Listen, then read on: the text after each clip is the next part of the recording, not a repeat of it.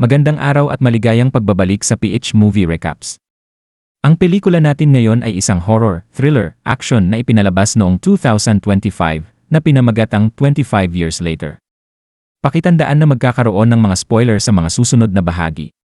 Nagsisimula ang pelikula sa loob ng isang bahay kung saan makikita ang isang batang lalaki na si Jamie kasama ang kanyang mga kapatid. Nakaupo sila at nanonood ng cartoon sa telebisyon. Tahimik ang eksena sa loob ng kwarto, ngunit sa labas ay may maririnig na sigawan at tunog ng kaguluhan. May mga taong tumatakbo at tila may hinahabol. Napansin ni Jamie ang ingay at unti-unting naging mausisa. Lumapit siya sa pinto upang makinig at silipin ang nangyayari sa labas. Ilang sandali pa, biglang nabasag ang katahimikan nang may mga taong pumasok sa bahay. Makikita na ang mga ito ay mga zombie. Sinimulan nilang atakihin ang mga tao sa loob. Sa gitna ng kaguluhan, ang buong pamilya ay nahawahan at naging mga zombie, maliban kay Jamie. Mabilis siyang tumakbo palabas ng bahay upang iligtas ang sarili. Diretso siyang tumakbo patungo sa simbahan kung saan naroon ang kanyang ama. Pagdating niya roon, agad niyang sinabi na ang mga tao sa kanilang bahay ay naging mga zombie. Sinubukan ng ama ni Jamie na pakalmahin siya. Ipinakita ng ama na may tiwala siyang magiging maayos ang lahat. Bago pa man makaalis si Jamie, ibinigay ng ama ang kanyang kwintas at inutusan siyang umalis at magtago. Ilang sandali pa, ang ama mismo ay nahawahan at naging zombie. Wala nang ibang magawa si Jamie kundi tumakbo palayo at iwan ang lahat ng kanyang nakasanayan. Lumipas ang 28 taon. Nagpalit ang eksena sa isang binatang nagngangalang Spike. Nagising siya sa umaga at naghahanda para sa isang mahalagang araw. Nakatira siya sa isang isla kasama ang ibang mga taong nakaligtas sa zombie outbreak. Ang isla ay konektado sa mainland sa pamamagitan ng isang daanang lumilitaw lamang kapag mababa ang tubig dagat. Bumaba si Spike at kumain ng almusal kasama ang kanyang ama, si Jamie, na ngayon ay isa ng ganap na ama. Habang nangyayari ito, sa kabilang bahagi ng bahay, nagising ang ina ni Spike na si Ayla na may iniindang sakit. Kagigising lang niya mula sa isang kakaibang panaginip. Narinig ito ni Jamie at agad siyang pumunta upang tingnan ang kalagayan ni Ayla. Ilang sandali pa, sumunod din si Spike sa kwarto ng kanyang ina. Nakita si Ayla na tila balisa. Nagtanong siya kung bakit hindi pumasok sa paaralan si Spike. Ipinaliwanag ni Jamie na sila ni Spike ay pupunta sa mainland. Nang marinig ito, biglang nagalit si Ayla at inutusan silang umalis sa kwarto. Sinubukan ni Spike na pakalmahin ang kanyang ina bago sila lumabas. Hindi nagtagal, nagsimula na ang paglalakbay ni na Jamie at Spike patungo sa mainland. Lumabas sila ng isla at sinalubong ng mga tao roon. Makikita na sinusuportahan ng komunidad si Spike sa kanyang gagawin. May mga taong nagbigay ng hiyawan at senyas ng paghanga habang papalayo sila. Pagdating nila sa gate, nakilala nila ang isang babaeng nagngangalang Jenny. Kinausap niya si Spike at ipinaliwanag na kung sakaling mawala sila sa mainland, walang rescue team ang darating upang hanapin sila. Ipinakita rin niya ang isang pader na puno ng mga pangalan, mga taong namatay habang sinusubukang galugarin ang mainland. Matapos makita ang lahat ng iyon, nagpasya pa rin si Spike na magpatuloy. Umalis silang mag-ama at pinaalalahanan ni Jamie si Spike na mayroon lamang silang 4 na oras bago bumalik ang tubig dagat at muling takpan ang daan pauwi. Matagal ang kanilang paglalakad hanggang sa tuluyan na silang makarating. Namangha si Spike sa lawak ng lugar. Ito ang unang pagkakataon niyang makita ang mainland. Habang nagpapatuloy sila, pumasok sila sa isang masukal na gubat. Sa loob ng gubat, nakakita sila ng isang zombie na gumagapang sa lupa at kumakain ng mga insekto. Inutusan ni Jamie si Spike na panain ito, target ang leeg. Pinakawalan ni Spike ang palaso at napatay ang zombie, ngunit ang ingay ay nakaakit ng iba pa.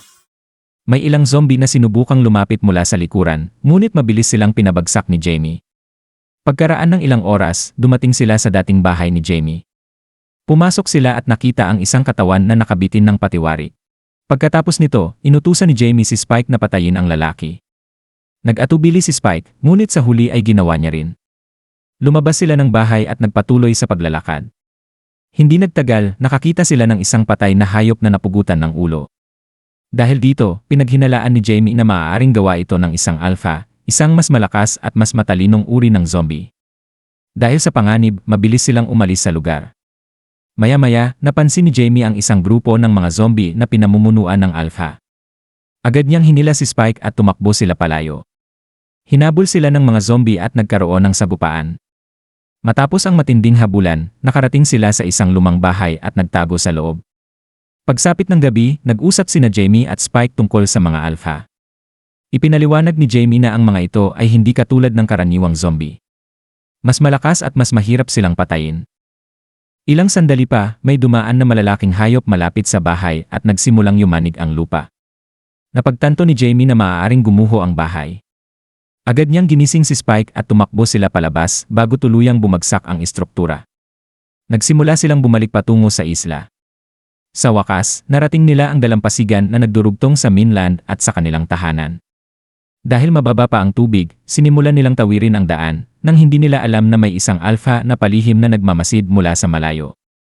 Habang tinatahak nina Jamie at Spike ang mababaw na bahagi ng dagat pauwi sa isla, unti-unting lumalakas ang hangin. Patuloy silang naglalakad nang biglang makarinig sila ng tunog mula sa likuran. Paglingon nila, makikita ang alpha na papalapit sa kanila mula sa mainland. Mabilis itong gumalaw at unti-unting nababawasan ang distansya sa pagitan nila. Papalapit na sila sa gate habang patuloy na humahabol ang alpha. Ilang hakbang na lamang at maaabot na sila nito. Sa mismong sandaling iyon, may isang nagliliyab na palaso ang biglang pinakawalan mula sa gate. Tumama ito sa alpha at agad itong bumagsak. Tuluyang napatay ang banta. Pagdating ng gabi, nagdiwang ang buong isla. May handaan at sama-samang pagtitipon upang parangalan si Spike sa kanyang ginawa. Makikita ang mga tao na nagsasaya at nag-uusap. Habang nagpapatuloy ang kasiyahan, napansin ni Spike ang kanyang ama na humihiwalay sa grupo. Sinundan niya ito at nakita niyang humahalik si Jamie sa ibang babae.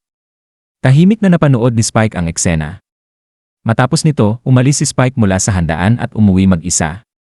Pagdating niya sa kanilang bahay, nakita niya ang isang matandang lalaki na natutulog sa sofa. Nagising ang matanda at nagulat nang makita si Spike na nakabalik ng maaga. Tinanong niya kung ano ang nakita ni Spike sa mainland. Sagot ni Spike, apoy at maraming kagubatan.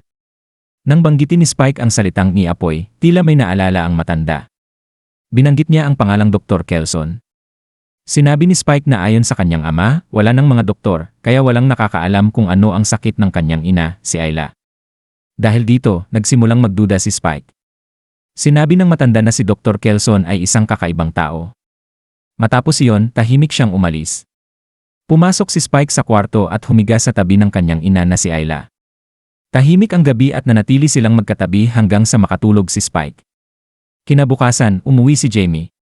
Agad siyang tinanong ni Spike tungkol sa doktor. Sa wakas, nagsalita si Jamie at ikinuwento ang nangyari bago pa ipanganak si Spike. Ipinakita ang eksena kung saan naglalakad sila noon sa kagubatan at nakita ang libo-libong bangkay. Makikita si Dr. Kelson na hinihila ang mga katawan at sinusunog ang mga ito. Dahil dito, walang sinumang lumapit o nagtiwala sa kanya mula noon. Matapos ang kwento, tinanong ni Spike kung ano talaga ang sakit ng kanyang ina at kung mamamatay na ba ito. Sumagot si Jamie na hindi, ngunit halatang may itinatago siya. Pagkatapos nito, binanggit ni Spike ang babaeng nakita niyang kahalik ni Jamie sa handaan. Dahil dito, nagalit si Jamie at sinampal si Spike. Umiiyak at natakot, tumakbo si Spike papunta sa kanyang ina at niyakap ito. Nang lumapit si Jamie, itinulak siya ni Spike at sinabing lumayo siya sa kanila. Dahil dito, lumabas ng bahay si Jamie ng galit at walang nagawa. Ilang sandali ang lumipas. Makikita si Spike na nagsisindi ng maliit na apoy malapit sa outpost sa may gate. Nang mapansin ito ng mga bantay at pumunta sila roon upang tingnan ang apoy, sinamantala ni Spike ang pagkakataon. Kinuha niya ang kanyang ina at palihim silang lumabas ng gate patungo sa mainland. Habang naglalakad sila, sinabi ni Spike sa kanyang ina na may mali sa kanyang kalagayan at kailangan nilang humanap ng doktor. Binanggit niya na may isang doktor sa hilagang bahagi ng mainland. Patuloy silang naglakad hanggang sa makarating sila sa isang lumang simbahan. Dahil gabi na, nagpasya silang doon muna magpahinga. Habang natutulog sila sa loob ng simbahan, may isang malaking zombie ang biglang lumitaw at sinubukang atakihin si Spike. Nagising si Ayla at lumaban sa zombie. Matapos ang sagupaan, napatay ang zombie. Kinaumagahan, nagising si Ayla na tila walang naaalala sa nangyari noong gabi. Nagpatuloy ang kanilang paglalakbay, mas lumalalim sa mainland. Kasabay nito, ipinakita ang ibang bahagi ng mainland kung saan may grupo ng mga sundalo na naglalakad. Bigla silang inatake ng mga zombie.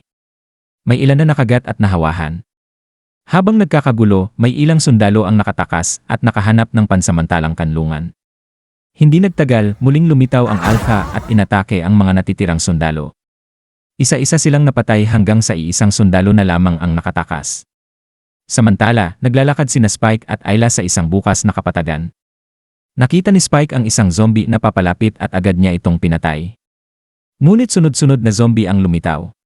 Tumakbo sila at nagtago sa isang lumang istasyon ng gasolina nang hindi nila alam na may madaling magliyab na gas sa loob.